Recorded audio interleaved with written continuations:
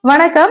நார்ச்சத்துள்ள உணவுகளை அதிகமா சாப்பிடணும் அப்படின்னு சொல்லி நான் ஒருத்தங்க கிட்ட சொன்னதுக்கு, நார்ச்சத்துனா என்ன? அது என்ன பண்ணுது? அப்படின்னு சொல்லி கேட்டாங்க.